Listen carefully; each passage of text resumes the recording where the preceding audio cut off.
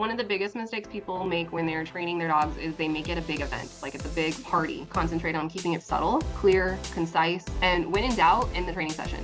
Jonathan, your body posture is really good. I love to see it. We are going to talk about some dog training 101. I really love the cadence of bark, reach into back, feed is exactly what we want, guys. Really great timing with that. Wait till they yes, and then toss with beans. One of the reasons why eye contact falls apart is because you've used it for 1,800 different things. Sometimes it means come, sometimes it means stop that, sometimes it means you're so cute. Like, you gotta be more intentional about what you're trying to get. Yes. You're gonna see a cute little graphic on Instagram, like, don't ask your dog to do anything unless they're giving you eye contact. If they've looked away, they've said no. It's like, sometimes the dog's just looking away. Like, I don't, really? It doesn't always have to mean a shut off signal. But just because the dog is looking at you doesn't mean it's an invitation to train either. Crush. That one, that repetition right there was the gold mine right there. Try to get that again. You're trying to find what is your individual dog's stress repertoire. What is your individual dog's indication that they can no longer continue a training session? For Cash, everything is very high value for him. Like, he would go nuts for probably a Cheerio. Is there a way to help him distinguish? Yeah, is that regardless of environment? Or are you trying that in different environments? That's a good point. No. You have an awareness of what is the difficulty level of this environment, of this criteria, and are we paying our dogs comparably to how difficult it is? Okay, so what we're going to do today, we're going to cover marker words / marker in general. Then we will teach eye contact. We're going to have a discussion about treat scaling and food sensitivities. So now what we're going to do, we are going to talk about some basic skills foundations. Right now, I'm intentionally just giving you an introduction on some dog training 101. The first is that I always want you to ask these questions before you start a training session. I always want you to ask, are you ready to train? Is your dog ready to train? And is the environment ready to train? All yeses across the board need to be true before you start a training session, okay? And I know that we play the what about game and we say like, well, what about, my kids are always making noises and it's always loud and my dog just has to get comfortable with it and the da-da-da-da-da-da. Okay, that's fine if you want to train through that, but don't be surprised when your dog doesn't do it.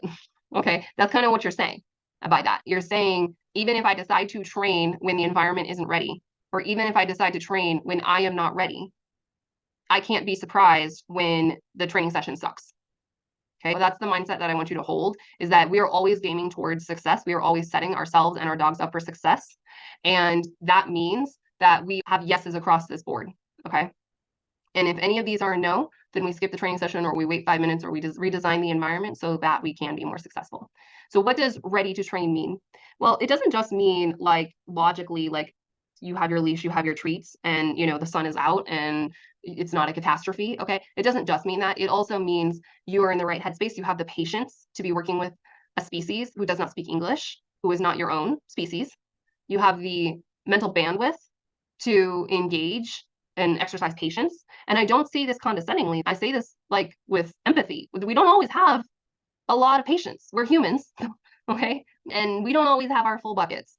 So we have to practice our mindfulness and know when our patience is spread a little thin and not ask a species to step into a space where we don't have patience for them, okay? Is your dog ready to train? Have they gone to the restroom? Have they drank water? Have they had enough food that they don't think they're dying and starving? Have they had all the exercise that is relevant for whatever they need to be efficient in that training session?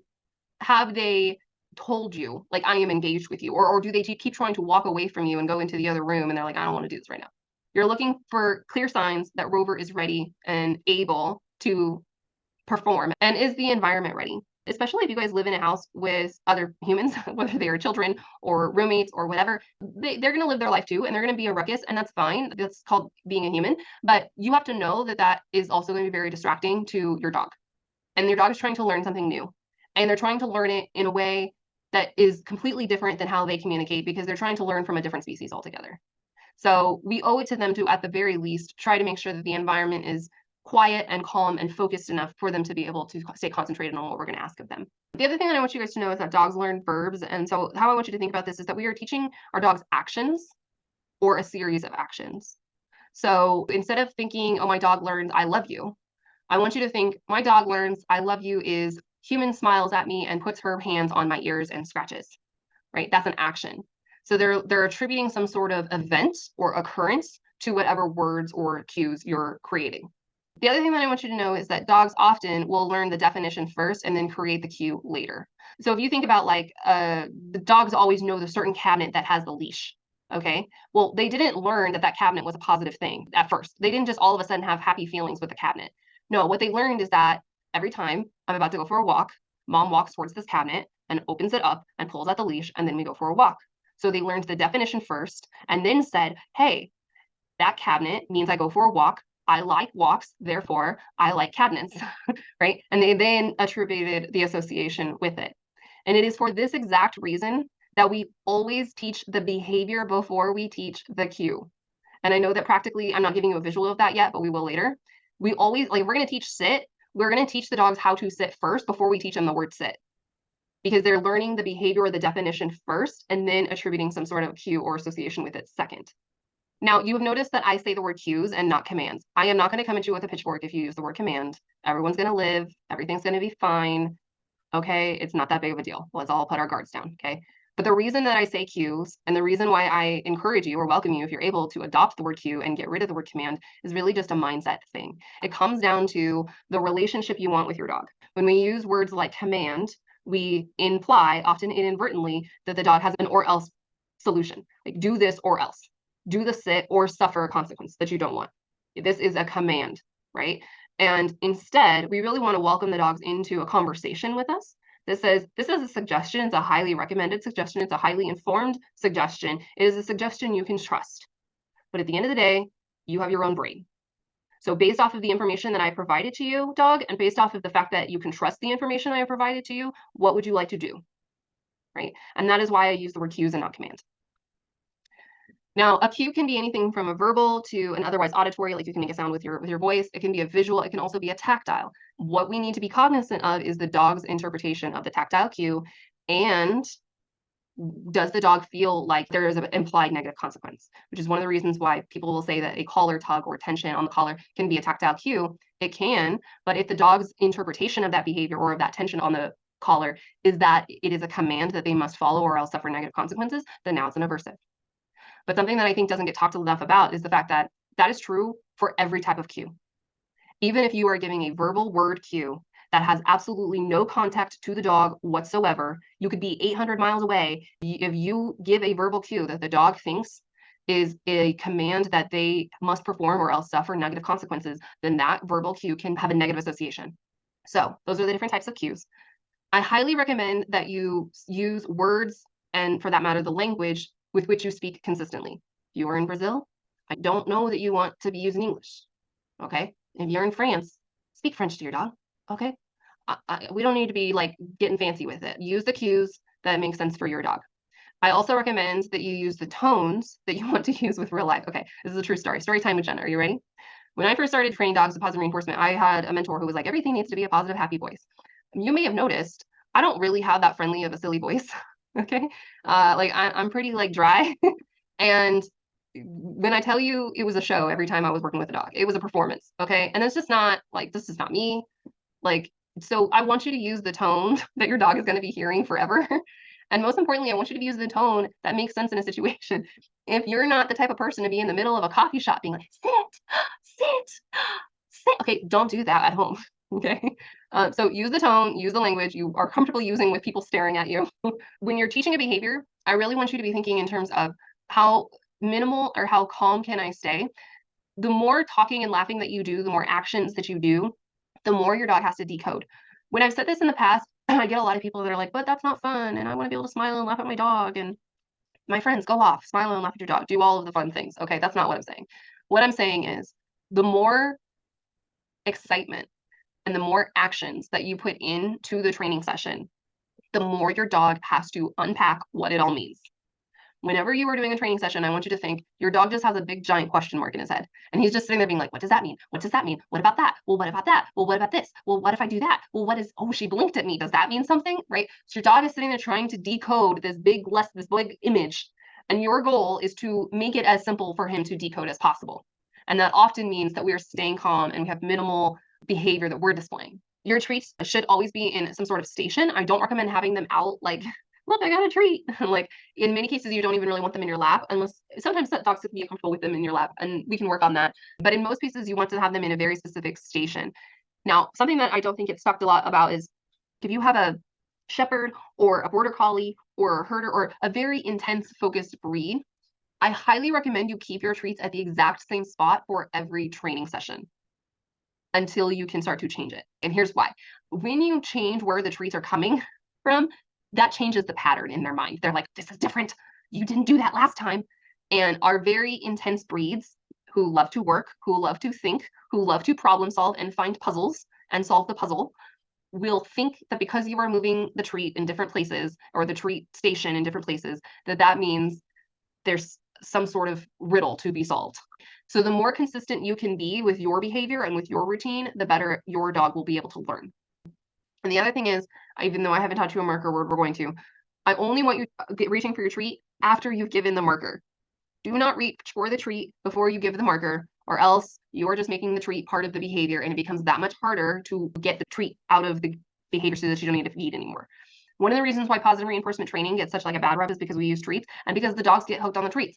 And then all the trainers would be like, well, it's not a bad thing for the dogs to get hooked on the treats. It's like, well, no, but the dogs wouldn't get hooked on the treats in the first place if you just had good mechanics. Okay. But what ends up happening is they link the treat to the actual event and they think that the treat is part of the behavior itself. So later when you move that food out, because you don't want to have to use food forever, the dogs look around and they're like, well, I can't do the behavior anymore because you've removed an essential part of the behavior. It's very important that they understand the behavior is separate from the reinforcement. Those are two very different events that might happen, subsequently, but they are not they are not inherently the same thing. If your dog is repeatedly making mistakes, either end the training session altogether or lower the criteria. So we're going to talk about how we lower and raise criteria. I'm going to quickly gloss over that because that's something that we're going to unpack further. But as a general rule, if your dog is making a mistake, it's not that the dog is making a mistake. It's that we are giving poor information. That's how I want you to think about it. Anytime you change the environment to be a more stimulating location, you're increasing the difficulty, which is not bad. It's not wrong. You just need to be conscientious of the fact that you've increased the difficulty. That would either mean A, you expect the training session to last longer because you're just going to get fewer captures and that's perfectly okay. Or B, you are giving cues more readily to prompt the behavior so that you can get more repetitions faster.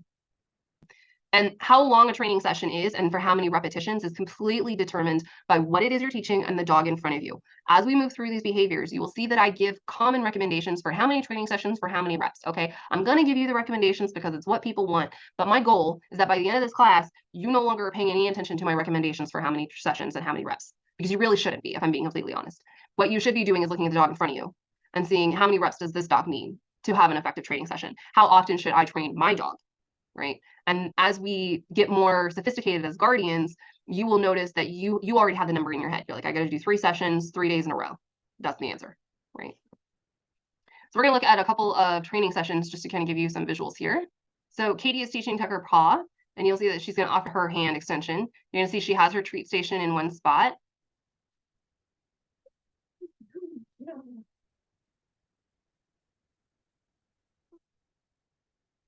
And she doesn't reach for the treat until after she's given the marker, yes, which we're going to teach marker in a second. But that treat isn't coming out while he's doing the paw.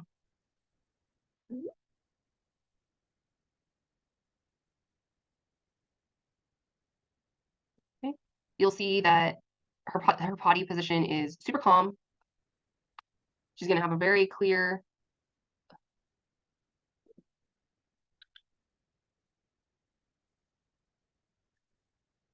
you can see there's not a lot of like fiasco praise everything going on every single time Autumn does behavior. That's not what we're going for here. We're going for very clear, distinct communication. And you can also see you do a lot of reps in a very short period of time. So even like this video is like 1:45. Even that I think is too long because even right here, she's able to move through these behaviors so quickly. Chill, Jaspers.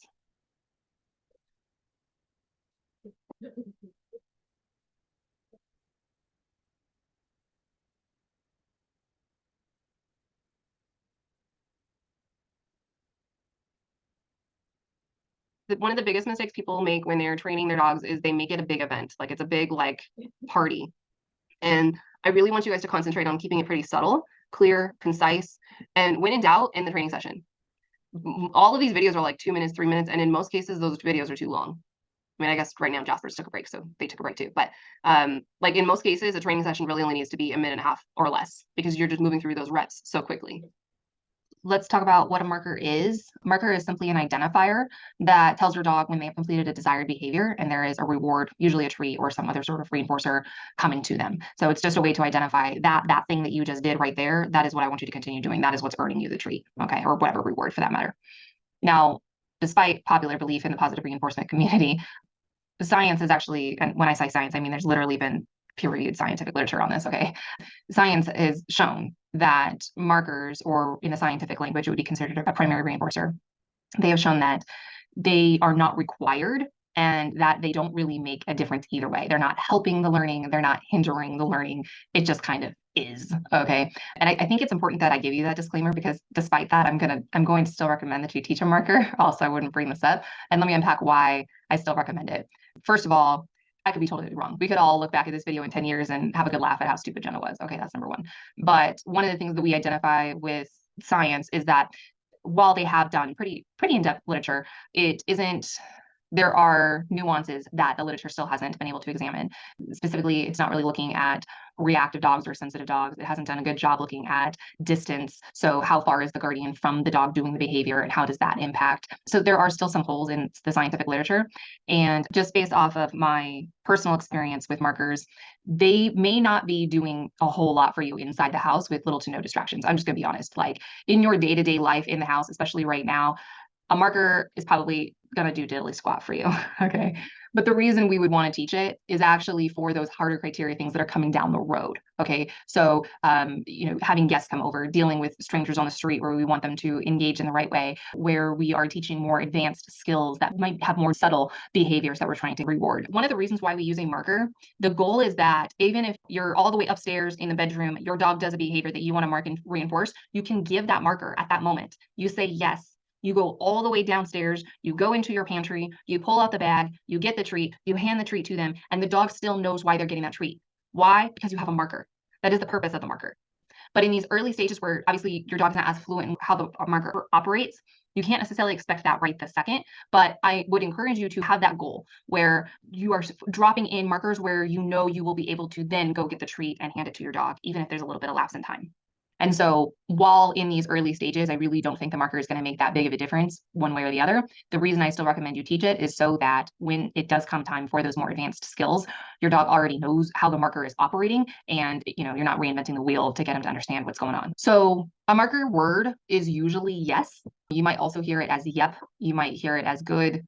You might hear it as the color blue. I mean, it really doesn't matter. So just know whenever I tell you, you're going to say yes now, insert your marker here. The one thing that I would say is I discourage, even though I'm not going to tell you not to, because at the end of the day, you have agency, I would discourage you from making good boy or good girl your formal marker, because in all likelihood, because you're a human who loves dogs, you're going to use that phrase good boy, good girl when you're talking to your dog. And you don't want every time you just drop in conversation, oh, you're such a good boy, you're such a good girl. You don't want your dog to be like, okay, what did I do? What's the behavior? You just don't want to instill any sort of confusion. Okay.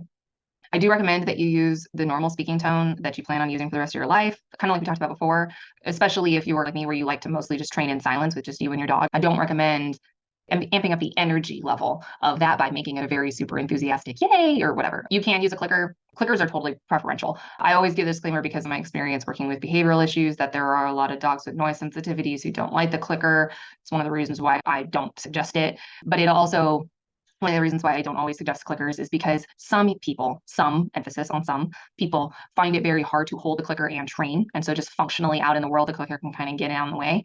But for honestly, you want to go off and do a clicker, like be my guest, have fun with it. So what we're going to do now is I'm going to walk you through how to train a marker for your dog. I'm going to walk through an overview here, and then I will walk you through as a group with live training. So step one is you're just going to wait for your dog to be in the general vicinity. Do not wait for an expected behavior. Okay, it's not that like you're waiting for your dog to come over and offer you a sit, or you're waiting for your dog to come over and do an eye contact. In fact, you waiting for that specific behavior is going to hurt you in the long run, because we don't want your dog to think that the marker is just about that specific word or specific behavior. We want them to understand that the marker is just a quick piece of information that's we're ultimately going to be using down the road. Okay, so you're going to wait for your dog to be in your vicinity. They're going to generally be paying attention to, even if they're not giving direct eye contact. You're going to say yes or whatever your desired marker is, and then you're going to immediately reach for your treat pouch and toss the treat away. So you should be treating the treat on the floor, like away, where your dog has to go get it. Okay. I don't recommend feeding to mouth right now. And you're going to repeat this approximately 2 to 5 times for this training session. And then in the future, you can do a couple more training sessions. I want to emphasize, I want you to use your marker, then reach for the treat. Use your marker, then reach for the treat, not at the same time. Those are not the same things at the same time. The more you are using them simultaneously, the less effective your marker actually is. And again, we're playing the long game. So the point is to have this skill ready for the future. And you want to have your dog be able to, like, whip their head around when you use that marker, when you say yes, and they go, oh, did you need me? That means I have a treat, and they come running back to you. Now, having said all of this, while yes, I'm going to walk you through how to train a marker, the best training for how to get your dog used to what the marker is literally just to use it practically. I don't recommend, especially this week, when you guys are all practicing your homework, I do not recommend sitting around having 18 million training sessions teaching the marker. Don't do that. Okay. Instead, I recommend you use it practically when you're training other skills that we're going to walk through. And that's the fastest way for your dog to learn it. So, as you're going through this week, if you notice that your dog is doing something pretty splendid and you want to quickly capture that moment and say, hey, that was really good, I liked that, drop your yes in, reinforce. And then ultimately, you can also diversify the reinforcement that comes after the marker. But your marker doesn't have to mean exclusively there's a treat coming. And all I want you to do is wait for your dog to be in the space, give them that marker, and then I only want you to do about 5 to 6 repetitions and then stop. Okay. And you can actually disengage from your dog. So I recommend like standing up and walking away or something, just to make sure that your dog knows like the training session's over. Okay. Ready, set, go. Please. So I think you gotta take your hand out. Yes. So with Beans, toss the treat away so that he has to reset. There you go. There you go. You say yes when you throw it away? Wait till they have yes, and then toss with Beans. There you go. That's okay. Yes. Good job with Team Banana. I saw that. That was perfect. Yes. Good. Just do a couple more with Banana. I don't want to get him confused a little. Go ahead and do 1 or 2 more with Beans, rather. Okay. Yes. Try to get him before he sits. We don't want him to sit and think see right now he thinks you're teaching him sit. So a couple of things, let's pause here for a second. Right now, your hand is really close to your treat pouch, so it looks like it's a lure. It's okay, that's a very human behavior, okay? But what I would recommend is if you're gonna keep your treat pouch in the center, which is totally fine, be conscious of where you're holding your fist so that it's not laying on top of the treat pouch, right? That way when he comes over, he's not like, oh, there's food, let me stare at it. And like right here where he's kind of disengaged, this would be the optimal time to give that marker. There you go, good, exactly. And then he's gonna kind of like live his best life for a second. And then right here, mark. Yes. Good. There you go. Do that 1 more time. Mark. Yes. I thought I was waiting for him to disengage. So what you want to do, this is a good question. And go ahead and stand up so that he doesn't do another repetition because he's done a lot already. This is a good question. What you want to do is get it so that he doesn't necessarily have to be disengaged from you. You more want it to be that he's not hyper focusing on the treats, and yet he's not doing a specific behavior. So like right now he's kind of sniffing, he's kind of walking, he's just like do, right? But now he's doing a more specific behavior. He's like, oh, there's treats, let me offer you a sit, right? It's more formal. So you're waiting sort of for these more in between moments where he's just being a dog. That's when you would want to drop your marker. Good. With Cypress, I would mark right here as he's kind of close to you. Good. I would actually wait for Crush to kind of come closer to you. Right here, mark. Good. Good timing with Crush. That was what you want to do. When Cypress turns around from that corner, mark.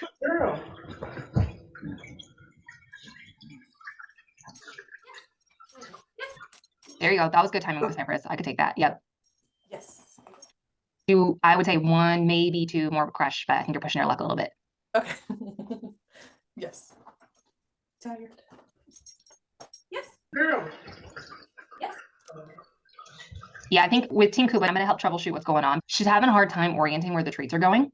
So I don't know how her depth perception is, but that would be something to investigate. But B, what you want to do then is when you actually hand the treat, or I should clarify, sorry, when you toss the treat, that's a better word. I want you to be pretty intentional about where you're directing your elbow/forearm. So when you hand the treat, I really want you to extend and make kind of a show of it so that she's following the line of where that food is going, as opposed to kind of getting hooked up at you. Does that make sense? Yeah. Try that, like when right now, mark. Good girl. There, good. That was much better. Good. And you can mark this. Good girl. Good. There you go. You're doing it. One more repetition and then that's it. Step on it. Good girl. Okay, good. And then go ahead and stand up and disengage from her so that she knows the training session's over. Make sure that you're not training marker like we just did here. You wouldn't want to set up a training session like we just did here a lot, like maybe 1-2 times more in their entire life. Okay. And after that, it's just about dropping in that marker practically. I'm thinking about like when we're marking, when they're doing the behaviors in normal, like in the regular day-to-day, do we just have like treats around and sometimes decide to mark them occasionally or try to do it as much as possible? Yeah. So, okay, that's a great question. You could have it where you are just sort of hiding a bunch of treats around your house. That is an option. If you have a puppy, I really recommend that. Okay. If you have a puppy who is just learning about the world and has so much to learn about maturity and what it means to be a dog in a human land, it's just good practice to have little mini treats hidden around the house. However, the con to that is that our puppies also scratch and claw and find little nooks and crannies where there might be treats, and they are always on the hunt for whatever they can find around the house. Okay. So, only hide in places where you think you can hide and where it's going to be practical with your dog. I like keeping treat stations so easy. Yes. What I do, I go to like the 99-cent store or Dollar Tree or something and get a bunch of little Tupperwares and just hide the Tupperwares around the house. Okay, so a couple of thoughts here. The first obvious thing that I really love is the intention and the attention to reaching for those treats and delivering the treats after the marker. Really excellent timing there. Like the cadence of mark, reach into bag, feed is exactly what we want, guys. You did a really great job of waiting for moments that Ellie is not offering a very intentional or overt or specific behavior that we would later want to give some sort of cue. Really great timing with that. And what we're going to teach now is eye contact, specifically getting your dog to look at you or whoever is calling them. So I just want to emphasize eye contact is whoever has made the cue to give eye contact. It's not just like your dog is supposed to go around looking for a bunch of people's eyes. Okay. What is eye contact not? It is not come. Eye contact is not recall. Okay. Recall is recall. Come is come.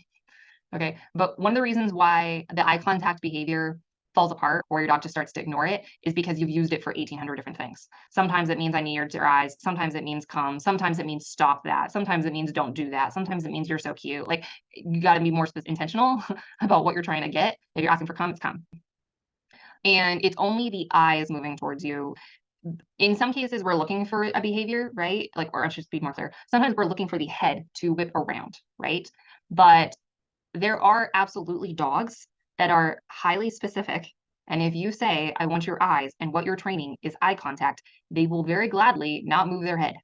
And I'm looking at like our bully dog breeds that love to pancake.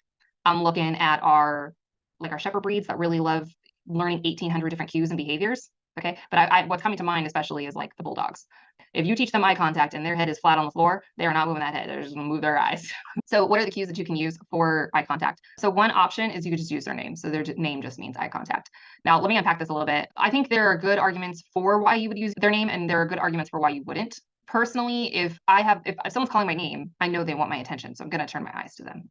But the argument against not using their name is that sometimes we say our dog's names in the same way that we would say good girl or good boy, and we don't actually need their eyes. So sometimes we're like talking to someone else or like someone else in the house. Did you feed Rover? And if they hear their name and like, that's me, right? Did you need my eyes? Right. So there are good pros and cons to using their name for it. You can also use look at me or watch.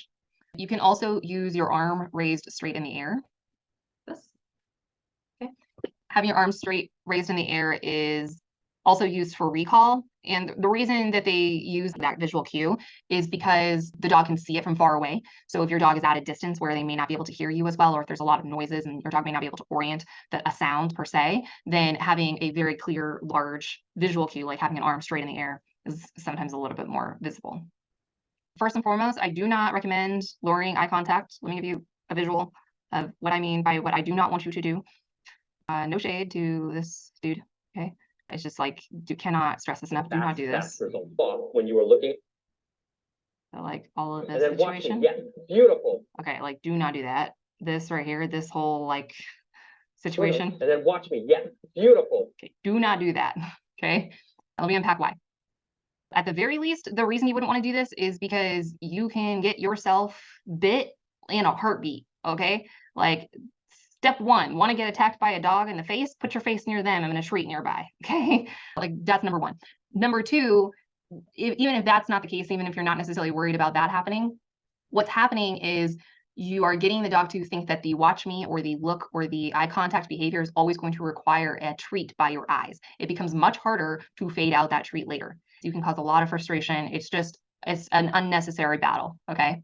So what we're going to do instead is we're going to capture eye contact, which means when the dog volunteers eye contact naturally, that is when we will mark and feed, okay? So again, an overview, and then I have a video that I'm going to show you. So step one, you're going to sit in front of your dog with your hands in your lap in a natural position, kind of like boys do. Technique Foundations 101. You're going to wait for your dog to be in your vicinity. Do not wait for an expected behavior. So at this point, you are not waiting for a sit. You are not waiting for a down. When your dog looks in your general direction, such that they have either moved their head just slightly up, but they are not quite making great eye contact, you are going to mark and feed. When you say yes, I want you to feed away to the floor where your dog has to look down and away. So what you're trying to set up is that if they're looking up at you, they get that mark, and then in order to get the treat, they have to really turn their head away. And it's a very clear body difference, right? Between getting the treat over here versus looking up and getting the mark that we're looking for. Okay. If you just feed while they're looking up at you, there's not enough time for the dog to recognize the behavioral difference and the action difference that they're doing. So you're going to wait for your dog to look in your general direction. You're going to mark feed. And I want you to do this approximately 5 to 15 times in this training session. Now, right now, you are not using any cue. Okay. Right now, you are not saying anything other than your marker. I don't want you calling their name. I don't want you saying, watch me. I don't want you saying, look, because teaching the cue comes after teaching the behavior. Remember last time we talked about we teach the behavior first, then we create the association, okay? So let's watch a video.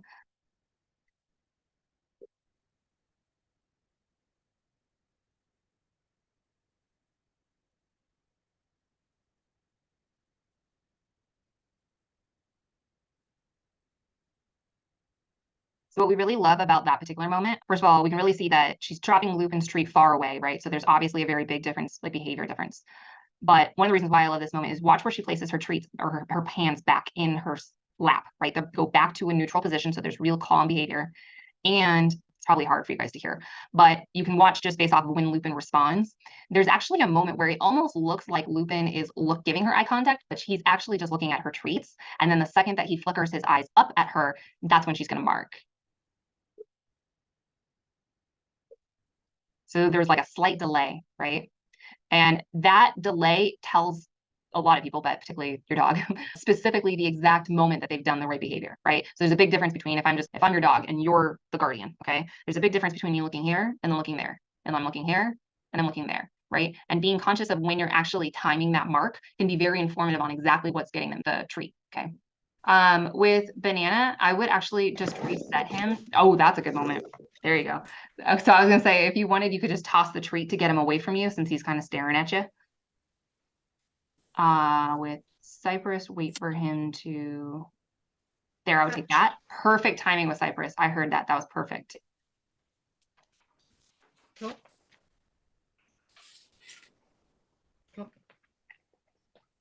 Yes. Good. Melissa, that was a really clear yes. I loved that.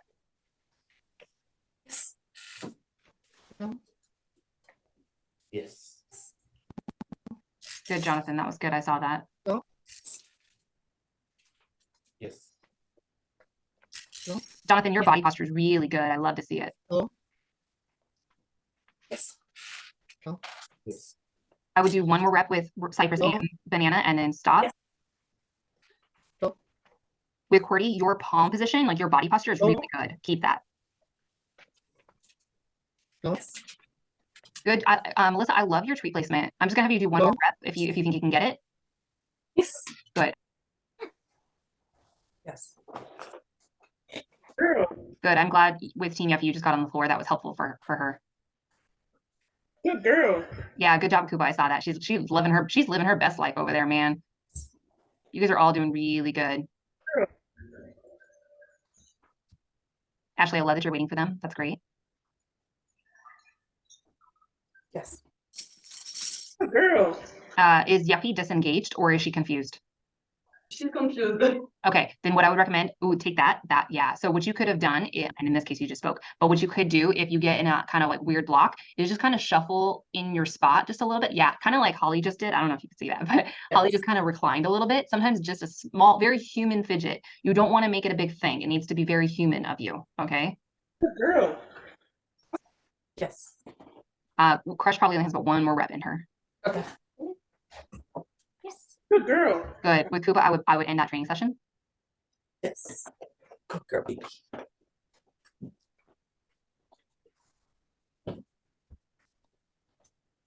Holly, I love your patience. That's beautiful. Yes. Good job with Yuffie. I would try to, when you feed Yuffie, I would get her walking, because right now I think she's trying to show you all of her cool tricks that she knows, right? So instead toss the treat to get her moving a little bit more so that she doesn't think that she's in be a dog or a down. Yes. Was everybody getting direct eye contact from their dog, or did anyone feel like their dog was just sort of looking up in the general vicinity but not actually giving like specific eye contact? I feel like I was getting glances. Okay, when you say glances, you mean like they were like, if I'm Kuba for a second, was it like this, or was it like really quick? Yeah. Or yeah. Like she would look up and then look away, like in a half a second. So I tried to give a treat like in the second when she was looking at me in my eyes. Okay, so but was it? Let me ask you this: was it like she was looking at her treats and then she kind of quickly looked up, or was it like she was engaged, and then kind of just glanced and then looked away again? Looking at the treats and then looking up at me and then back at the treats. Perfect. So then what you want to do a couple of things. One, you were right on, you were spot on. You want to make sure that you're faster with that marker and just time it a little bit better. That's step one. But step two, to kind of help yourself out, maybe what we can do is have the treats in a cup on the side. I think it was Team Eris who had the treat on, team cup on the side, or team cup on the side, had the treat cup on the side, and as opposed to having it in your lap. And especially because Kuba's smaller, you can definitely afford to do that on a little bit higher where she can't get to it. And then instead of having to reach into a pocket or into your palm to get the treats are off to the side. The advantage of that is it's very clear. She's either looking at the cup full of treats or she's looking at you. Like there's not really like an in-between, right? Does that help you? Yeah, that's helpful. Cool. Did anyone else run into a similar issue or something you want to troubleshoot? Before We were running into Banana thinking, like rehearsing other behaviors he knows, like waiting for the treat. Like he kept giving us a sit or a down, thinking that's what we wanted. Yeah, that's what Team Yuffie was. Where you? Yuffie was going through the same thing. So I would recommend a couple of things. One, if you can get them in a, so part of it is that it's an early training session, but when you're doing this outside of class and you just like living your best life during the week, try to get it where he's already laying down or already doing a behavior, as opposed to you setting up the training session. Sometimes you guys have to set up like a quote unquote formal moment where like, okay, we're sitting at the edge of the table and the dog's gonna look at me, and kind of like what Jonathan was doing. But ideally, Banana's already kind of laying in next to you, and you just kind of look over in his direction and he goes, hey dad, what's up? And then that is when you would want to mark and feed, right? Cool. Does that help you? Yep. Okay. And working on eye contact this week, I noticed that Marnie doesn't often give eye contact. It took me a long time in training sessions for her to look me in the eyes, even when I tried shifting a little and even after getting treated a few times. Is it that Marnie's not making eye contact, or is it that Marnie's looking at the treats? Because they're two different things. Not making eye contact, often looking to the side. And is it that she's just living her best life off to the side, or was she engaged in something like specific where she's like, oh my God, there's a sound over there. Oh my God, there's a sniff in this corner that I must investigate. She just seemed to be standing there. I didn't notice any other distractions. So a couple things on that. Okay, I am Marnie. You are my handler. The screen is my handler. Yes. And if I'm living my best life and you're not able to capture direct eye contact because she's not just like finding your eyes like she was with the other dogs, you may need to decrease the difficulty. And what we're going to do is we're going to shape this. So whereas before we were capturing it, we're just waiting for the dogs to offer us eye contact. Now we're going to shape the eye contact. And what this means is we're going to look for the little behaviors leading up to the big event. So if I'm Marnie, we're going to like take this. So now I'm in your direction. I would mark that and then feed. And then I'm Marnie and I'm going to live my best life. And I'm finally kind of in your general vicinity. I'm going to mark, I'm going to feed. Right.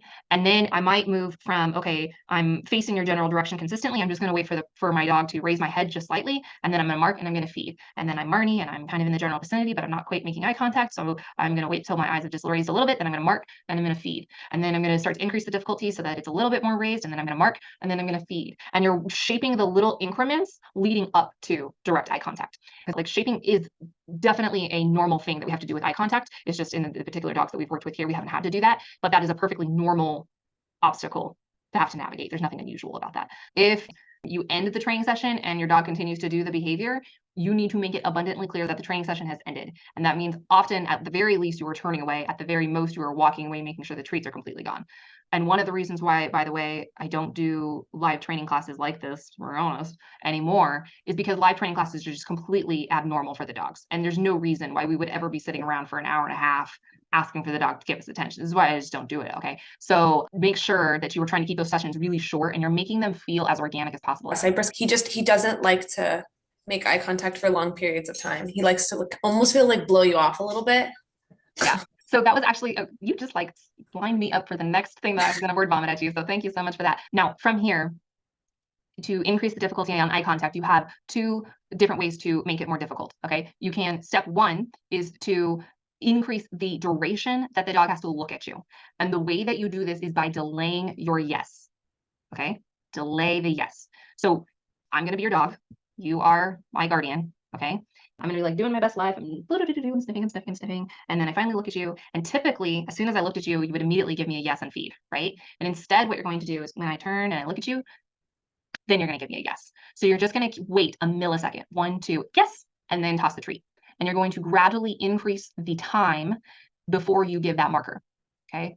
Now, if you notice that your dog is looking away before you have the opportunity to give the marker. So they're looking, and then they look at you, and then they're waiting, and then they disengage.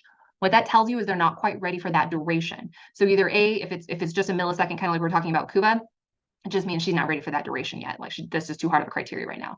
But let's say you've been going from 3 seconds to 5 seconds, and then you're like, hey, let's see if we can get like a 10-second look. And then at the 8-second mark, your dog looks away. Well, that tells you that the real next training session or the next training repetition needs to be 7 seconds. So if your dog looks away at 8, you're just going to go down to like 7 or 6. Okay. So that's option 1 to increase the difficulty. Option 2 is to add in the cue.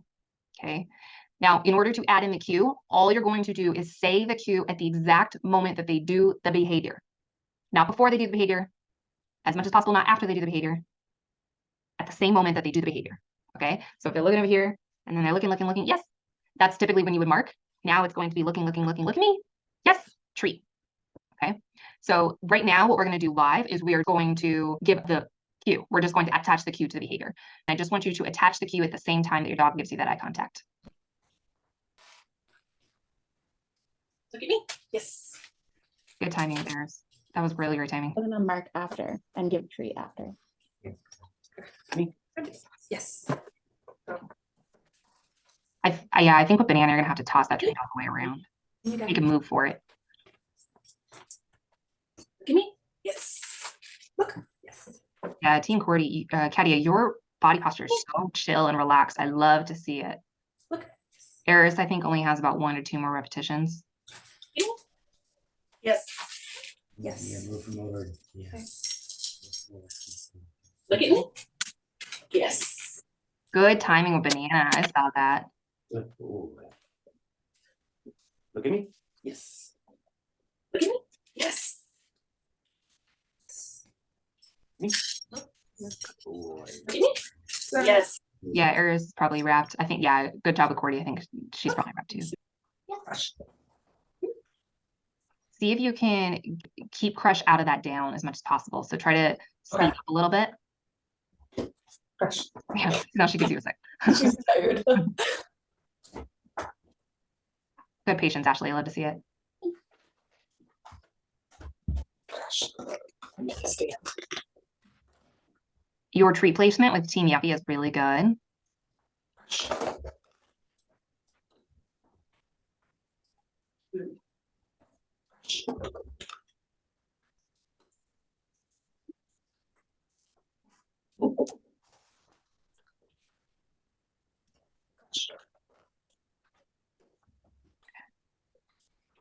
Yes. Good job. Yeah, do one more with Crush. I don't want her to think it's a recall, so I'm gonna help you troubleshoot in a second. Okay. Crush. That that repetition right there was the gold mine right there. Try to get that again. I know I just told you 1, but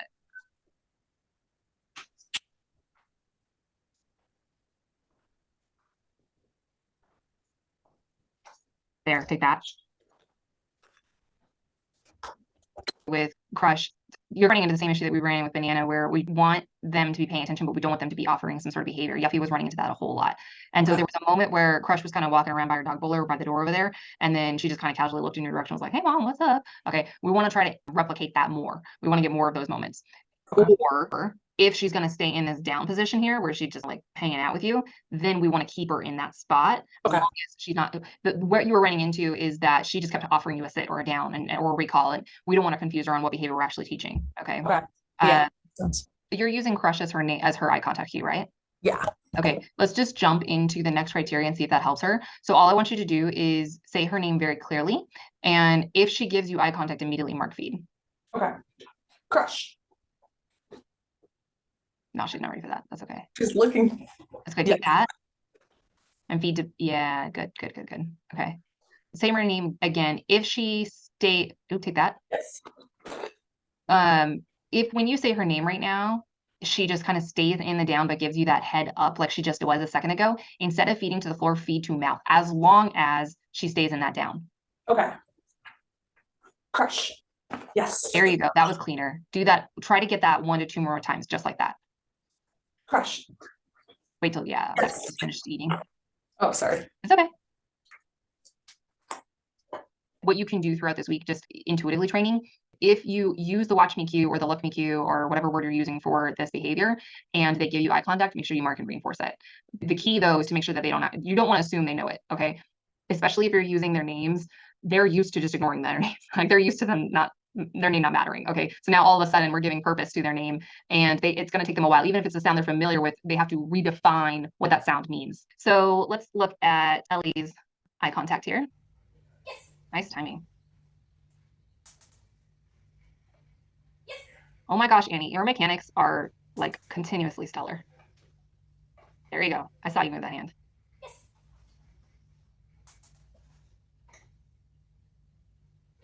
Good job. She's ready for you to cue. Good patience there. Yes. Yeah, Annie, if you're not already cueing Ellie, she is 100% ready for you to, and you'll want to say her name as she's looking at you, and then mark, and then feed. What I really love that I want to show back over here to everybody is this delay. So she does a repetition, right? She's going to toss the treat. Ellie goes off and lives Ellie's best life, and Annie doesn't move at all. Annie doesn't call her name. Annie doesn't cause some sort of interrupter to get Ellie back. She just waits it out. Always do that. If it's going on for too long, or if it's too continuous, it might just be a cue, or I should say a red flag, let's put it that way, from your dog that now's not a good time to train. But in like this perfect case where, Ellie had done several repetitions in a row, and then she had just gone off and was like, hey, I smell something. Hey, I'm a dog. That's right. I remember. I do dog things. Okay, mom, I'm back to you. Like that moment, you just want to let that moment play out. Don't continue to pester them to come back into training. Okay. I want to start off with Brittany's question. You guys had a really good one. How do I know when a dog is ready to end a training session? So I'm going to give you the too long didn't read answer, and then I'm going to give you the detailed answer, because that's just how I do life. Okay. The too long didn't read answer is that I've just looked at dogs a lot. And you will get better at reading your dog because you're going to look at your dog a lot too. Okay. So that's number one. The more detailed answer, and the more like effective answer, to be honest, is that I am looking for the intensity level. Okay. You can go in either two ways. Sometimes it's that the dog is becoming way intense with how they're doing it. And I see this a lot with our working breeds, or even if they're not a working breed, if they're a dog who has a lot of experience with training and really enjoys training and like loves the process of like setting up for a training session, is very intense about let's go learn, let's go do something, right? I'm thinking of like, you see the show dogs that are in television and stuff, and they're little Chinese Shar-Peis that shouldn't be doing any behaviors, but they're super obedient and they're loving their best life. Okay, I'm thinking of that level of intensity. So I'm looking at how intense are they getting. The other way that I'm telling is based off of displacement behaviors, and no one needs to remember that word, okay? But what I want you to remember is dogs will start to demonstrate behaviors that are out of context. So they don't make sense for whatever is happening in the situation. So earlier I saw Banana give a scratch when he was getting a little bit restless because like his humans had started to disengage from him. He's like, we've been training for a while. What the hell does this mean? What is life, right? And he's going to start to scratch his ears a little bit. That's very much a displacement behavior. You might see a stress yawn, and often the stress yawn is audible. So they're not, right? And it's very theatrical. That's what we get a lot in those training sessions. You might see that the dog starts sneezing, right? You might notice more pacing. So the dog is starting to move around in circles a whole lot. So when we see a dog start to demonstrate some of these stress responses, that also tells us that we need to end the training session. The goal should always be that we are ending the training session before the opportunity for the dog to tell us to stop. that goal is always easier said than achieved, okay? Especially for the early stages that you guys are all at in training. So A, give yourself some grace on that front, but B, one of the reasons why I'm having you video your training sessions is because then you can start to see some of these displacement behaviors that happen recurringly. And really what you're trying to do is you're trying to find what is your individual dog's stress repertoire? What is your individual dog's indication that they can no longer continue a training session? So the reason I bring this up is because you will go online and you're going to see a cute little graphic on Instagram that says, if your dog does this, then that means you should stop training. Like I see all the time of like, don't ask your dog to do anything unless they're giving you eye contact. If they've looked away, they've said no. And it's like, sometimes the dog's just looking away. Like, I don't really doesn't always have to mean a shut off signal just because the dog is looking away. But number two, just because the dog is looking at you doesn't mean it's an invitation to train either. Okay. So what you really want to be doing is learning your individual dog's repertoire. The example that I always use, and you probably will hear me say this a lot of times, the example that I always use was I had a dog that I was working with who he would bark at me right before he was about to understand what I was doing. And in most dogs that I was working with, if I started having a dog barking at me, that would usually 90% of the time tell me that I need to stop training, right? Because the dog's getting frustrated. In this dog's case, I got excited when I saw the dog bark because it meant, oh, we were right on the cusp. Like it's all about to click into picture for him. He's about to figure out what I'm asking him to do, right? And if I had followed the TikTok gods, I never would have found that out about that dog, right? So sometimes you have to just be open to watching what is true for your dog and understanding that maybe a stress yawn doesn't mean you need to stop a training session. Maybe in your dog's case, a stress yawn means just give him 1 to 2 more repetitions. He's almost there, or you can afford to kind of continue to push. Okay, so now what we're going to do is we're going to talk about treat scaling. We're going to talk about how treats work and treat scaling. What is treat scaling? First of all, you're probably going to reference treat scaling as high, medium, or low value treats. That's like the fastest way to know what treat scaling is. But really what it is that you are paying your dog comparably to however hard they're working in the moment. So in essence, you have an awareness of what is the difficulty level of this task, what is the difficulty level of this environment, of this criteria, and are we paying our dogs comparably to how difficult it is? In general, it is always better to overpay than under, because underpaying can create a negative association such that the dog either doesn't like the behavior, the environment, the context, whereas overpaying rarely, if ever, gets a dog to not like something. Okay, so it's better to overpay than underpay, but that does not mean I recommend overpaying for the rest of the dog's life. That's just impractical. The more accessible or the more available a treat is, the less value it has in general. So let me unpack this rule for you. Think about it as like money, right? If everybody had $1 million, $1 million would not be valuable. Okay, so one of the reasons why $1 is only $1 is because everybody, maybe not everybody, a lot of people have at least $1, right? So the more available something is, the less value it has. And the more you give of a treat, the less value it has. That's one of the reasons why kibble is considered in most cases to be a lower value treat, because they get it every time, or every day, twice a day, 3 times a day. You'll notice I put in general in parentheses there, and that is because every rule is bound to be broken, because every dog is bound to be like, screw you, Jenna, I'm not going to follow the rule. I'm here to defy the rules, right?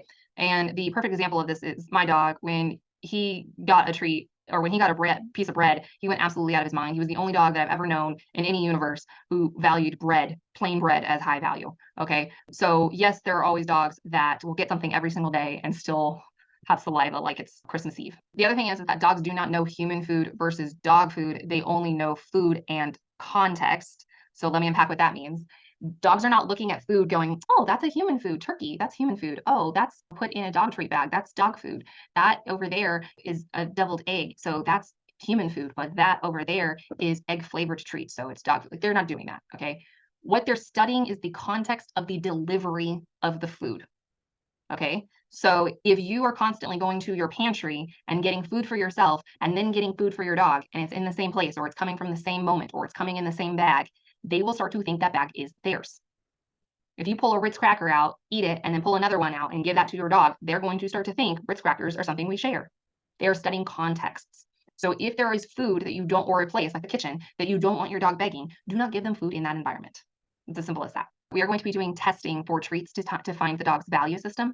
And I do not recommend testing a bunch of different treats, bunch of different types of foods, all in a small block of time, let alone one day, but definitely not all in like the next week. Just don't go crazy on testing treats, because if your dog has an allergic reaction or has some sort of reaction of any kind, you won't know what actually caused it because you've given your dog 800 different types of treats. So don't do that. Be methodical about it, be intentional about it, and as much as possible, be tracking what you're feeding your dog. So on this list is some types of treats or some types of human foods, quote unquote, that people have, and I have ranked them in general, high, medium, low value categories, just to give you a frame of reference. You can also take a picture of your screen right now if you want. And now I'm gonna move on. Okay, so here's how you're going to find your dog's treat value system. For one thing, you're gonna open the link in the description box below. So what you're gonna do is you're gonna brain dump all of the treat ideas that come to your mind. Some you've given your dog, some you haven't given your dog, and that's totally fine. And I just want you to put them in the column that you perceive that they would be. So, you pull out chicken and you're like, every time I pull out the rotisserie chicken, my dog loses his brain. Guess what? That's probably a high value. Cheerios, 9.99999% of the time, are perfect low value treats, okay, etc. So I just want you to put them in the general column that you perceive it's likely to be. Then what you're going to do is you're going to start with the treats you already have in your house. Do not, if you come back to me next week and you're like, Jenna, I spent $150 at the grocery store, and we're like, what did you do? Okay, don't do that. Do not run out to a pet store or Amazon and buy $15 fancy treats that are going to be gone in literally a millisecond. Don't do that either. Okay, start with the stuff that's already in your pantry. And then I want you to place these treats, think of as rewards for this purpose. I want you to place these rewards in different contexts and environments. And the mindset that I want you to have is simply, I am experimenting. If my dog does not take the treat, that is perfectly okay. It's perfect information. I really appreciate it when my dog doesn't take the treat, or when my dog is less interested in the treat. That is very often better information than when the dog just gobbles it up impulsively. And what you're going to be doing is I want you to take your dog into different situations. So it could be things like you're taking your dog to the backyard while your neighbors are playing basketball in the front yard or something, and there's noise. And I want you to see, okay, there's a pretty substantial distractor in the environment. Is my dog going to take this medium value treat? Does he easily take it? Yep. Okay, he gobbles it up. Cool. Okay, what if I ask my dog to sit? Is my dog going to give me a sit if I have this treat? Yes. Cool. Okay. What if I take this treat out into the front yard now, where there's a little bit more of a stimulating environment? Same thing. Is my dog going to take this treat now? Okay, he did. Is he going to take it if I ask for behavior? Will he still be eager to get the treat if I ask for a sit or a touch or whatever? So you're trying to gauge at what point does the treat start to lose its power. The truth is that you can do this little experiment test over the next couple of weeks. That's true. But the best way to do it is to learn practically. And one of the reasons why we get statements like, oh, my dog is just so distracted and he doesn't like the treats and he never takes the treats. It's not that your dog doesn't like the treats. It's not that your dog won't take the treats. It's that the environment is too difficult compared to the value of the reinforcer that you are providing at that moment. That is the mindset you want to have, okay? If your dog stops asking for treats or stops being willing to work for the treats, your mindset needs to be, my dog is telling me that the environment or the context or the criteria is too difficult compared to the value of food that I am offering.